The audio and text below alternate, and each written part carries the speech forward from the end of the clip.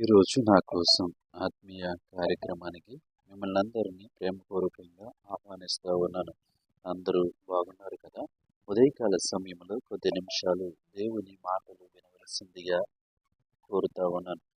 ఈ దిన వాక్యం కోసం చిన్న ప్రార్థన చేద్దాం. సర్వాధికారి గొప్ప దేవుడా, మీకు వందనాలు, వేలాది స్తోత్రములు. గత సమయమంతా నీ రెక్కల చట్న భద్రపరిచి ఈ ఉదయకాల సమయంలో నీ మాటలు వినటానికి మాకు ఇచ్చిన గొప్ప ధన్యతను బట్టి నీకు వందనాలు చెల్లిస్తా ఉన్నా. నీ మాటలు వినటానికి ఆశ కలిగి ఉంటుండగా నీ మాటలు మా అందరితో మాట్లాడమని యేసు నామములో అడుగుచున్నాము తండ్రి, ఆమె. ఈరోజు దేవుని వాక్యము ఫిలిప్పీలకు రాసిన పత్రిక 3వ అధ్యాయము 1వ వచనము. ఫిలిప్పీలకు రాసిన పత్రిక 3వ అధ్యాయము 1వ వచనము. మెట్టుకు నా సహోదరులారా, ప్రభువునందు ఆనందించుడి. ఆనందించుడి. ఎవరితో ఆనందించాలి? దేనితో ఆనందించాలి అంటే ప్రభువునందు ఆనందించుడి.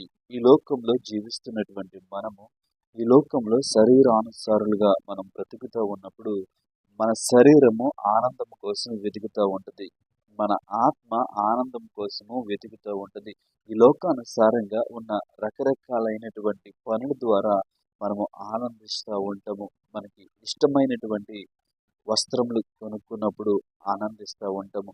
మనకి ఇష్టమైనటువంటి ఆహారం తిన్నప్పుడు ఆనందిస్తూ ఉంటాము. అలా మనకిష్టమైనటువంటి పనులు ఏవైతే ఉన్నాయో అవి చేసినప్పుడు మనం ఆనందిస్తూ ఉంటాము. అవి చేయటానికి సంతోషిస్తూ ఉంటాము. ఆనందం కలిగి మనము జీవిస్తూ ఉంటాం. కానీ ఈ ఉదయకాల సమయంలో దేవుని వాక్యం సెలవిస్తూ ఉంది, మెట్టుకు నా సహోదరులారా, ప్రభువునందు ఆనందించుడి. మనం దేనిని బట్టి ఆనందించాలి అంటే మనం ఎవరి యందు ఆనందించాలంటే ప్రభువునందు ఆనందించుడు. దేవుని నామానికి మహిమ కలుగును గాక.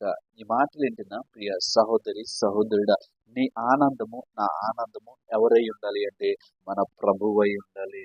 నీ సంతోషము నా సంతోషము ఎవరై ఉండాలంటే ప్రభువై ఉండాలి. ఎలా ప్రభువునందు ఆనందించగలను? నాకున్నటువంటి సమస్యలు, నాకున్నటువంటి ఇబ్బందులు, నేను చేసేటువంటి పనులలో ఆయనతో నేను ఎలా ఆనందించాలి అని ఆలోచన చేస్తున్నావేమో. ఆయనతో ఆనందించటము అంటే ఆయన మాటకు లోబడటము, ఆయన మాట మనం స్మరించుకోవటము, ఆయన మాటను మన నోటి నుండి పలకటము. దేవునామానికి మహిమ కలిగిన గాక. అవకాశం దొరికిన ప్రతిసారి ప్రార్థన చేయటము, పాటలు పాడటము, మన హృదయంలో తెలియని ఒక సంతోషము మనకి కలుగుతూ ఉంటుంది. ఎప్పుడు తెలుసా? ప్రభువునందు ఆనందించినప్పుడు. ఎలా ఆనందించాలి అంటే ఆయన మాటలను జ్ఞాపకము తెచ్చుకుంటూ, ఆయన పాటలు పాడుతూ ఆయన స్తుతిస్తూ ఉన్నప్పుడు, ఆయన వాక్యమును చదువుతూ ఉన్నప్పుడు మన హృదయంలో ఒక గొప్ప ఆనందాన్ని చూస్తూ ఉంటాము. మనం ఎలాంటి పరిస్థితుల్లో ఉన్నా సరే, మనము ఎలాంటి ఇబ్బందుల్లో ఉన్నా సరే, మనము ఏ ఏ ఏ స్థలములో ఉన్నా సరే ప్రభువునందు ఆనందించువారుగా ఉండాలి. దేవుని నామానికి మహిమ కలుగును గాక.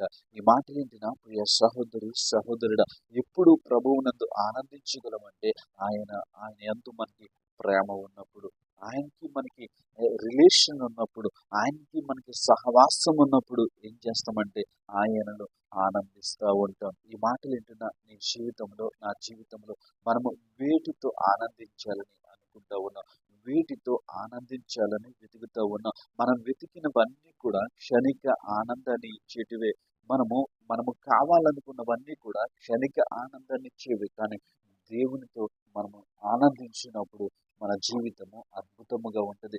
మన జీవితము ఆశీర్వాదకరముగా ఉంటుంది. ఎందుకంటే ఆయన సర్వశక్తి గల దేవుడు, ఆయన సర్వ సృష్టికి కారణభూతుడు. అందుకే దేవుని వాక్యం సెలవిస్తూ ఉంది, మెట్టుకు నా సహోదరులారా, ప్రభువునందు ఆనందించుడి.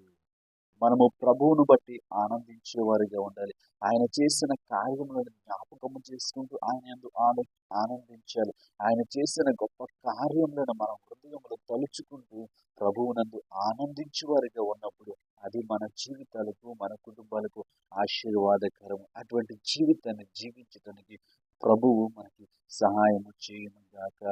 పరిశుద్ధ ప్రేమగల తండ్రి, గొప్ప దేవుడా, నీకు వందనాలు. ఈ లోకంలో మేము జీవిస్తూ ఉన్నప్పుడు ఆనందం కోసం దేవాతని వెతుకుతూ ఉన్నాం, ఆనందం కోసం పరితపిస్తూ ఉన్నాం. కానీ ఈ ఉదయకాల సమయంలో నీ యందు ఆనందించమని నీ వాక్యం ద్వారా మాట్లాడవు. నీకు వందనాలు ప్రభువా.